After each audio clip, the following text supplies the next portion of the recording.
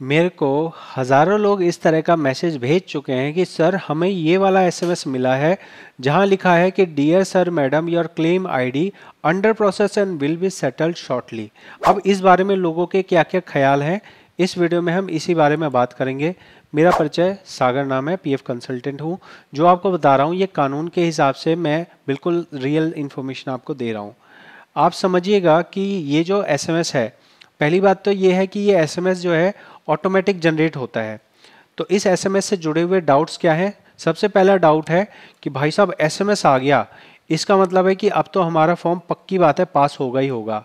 तो ऐसा बिल्कुल नहीं है। ये एसएमएस कहीं नहीं बताता कि आपका जो है फॉर्म कंफर्म हो गया पास होने के लिए। ये एसएमएस सिस्टम अपने आप भेजता है। जब मान लीजिए कि आपका फॉर्म भरा हुआ है, आपके फॉर्म को भरे हुए 5 दिन हो गए, 10 दिन हो गए, तो ये अपने आप भेजता है। इसका ये भी फिक्स नहीं है कि 5 दिन पे भेजेगा या 10 दिन पे भेजेगा। कई बार ये 5 दिन पे भेज देता है, कभी ये 10 दिन पे भेज देता है, कभी ये 12 दिन पे भेज देता है। तो इसका ये मतलब नहीं है कि आपका फॉर्म पास ही होगा। क्या इसका ये मतलब है कि 3 दिन में पैसे अब मेरे आ जाने वाले हैं, पास हो गया है? नहीं। ना तो ये पास होने की गारंटी है, ना ये इस बात की गारंटी है कि आपका अब 3 दिन में हो जाएगा, ना ये गारंटी है कि 7 दिन में आ जाएगा।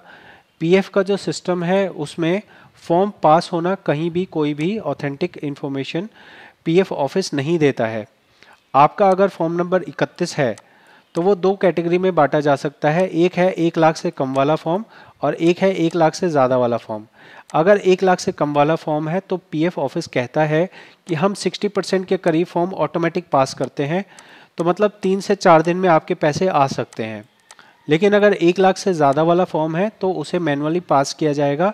मैनुअली पास करने का मतलब है किसी अधिकारी, उसको अधिकारी देखता है system, okay okay okay okay okay 3-4 बार उसे ओके दबाना होता है, फिर जाके आपका फॉर्म पास होता है। जूनियर अधिकारी पास करता है, फिर सीनियर अधिकारी पास करता है, तब जाके कैश सेक्शन में जाता है, फिर जाके आपका फंड रिलीज होता है। तो अगर 1 लाख से ज़्यादा है तो आपको 5 दिन से 20 दिन का टाइम लग सकता है। ठीक है।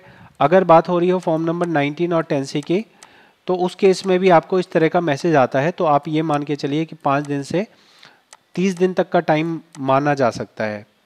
5 से 30 दिन तक का टाइम माना जा सकता है। आपको इसी तरह से एसएमएस वहाँ भी आता है, लेकिन कोई गारंटी नहीं है कि आपको पैसा मिलेगा ही या 7 दिन में मिलेगा या अगले 3 दिन में मिलेगा, ऐसा कोई गारंटी नहीं है।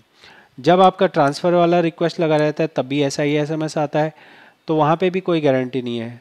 ट्रांसफ़र रिक्वेस्ट में आप मान के चलिए कम से कम 30 से 50 दिन का टाइम मान के चलिए, जब आपको इतना टाइम लग जाता है आपका ट्रांसफ़र होने में। ये टाइम जो है 30 दिन से कम भी हो सकता है, लेकिन ये एवरेज मैं मान रहा हूँ। मैंने जो अभी एक्सपीरियंस देखा है उसके हिसाब से 30 से 50 दिन का टाइम लग रहा है। इस एसएमएस के बारे में बहुत सारे मिथ्स हैं, मैंने आपको क्लियर कर दिए हैं। तो क्या क्या है, आपको सिर्फ इंतज़ार करना है, प्रार्थना करनी है। अगर आपने सही फॉर्म भरा होगा आपका फॉर्म पास हो जाएगा। मैंने बहुत सारी वीडियोस बना रखी हैं कैसे सही फॉर्म भरते हैं, क्या गलतियां होती हैं, आप उन वीडियोस को देख सकते हैं। या अगर आपको पर्सनल मुझसे डायरेक्ट कंसल्ट करना है कि भाई आप हमारा चेक कर लो, हम आप बता दो कि हमारा कितना पास होगा, नहीं होगा या होगा, तो मैं आपको बता सकता हूँ। इसके लिए एक कंसल्टेशन फ़ीस होती है, वो पे करके आप मुझसे ये बातें जान सकते हैं। मैं मिलूँगा आपसे अगली वीडियो में। बहुत बहुत धन्यवाद।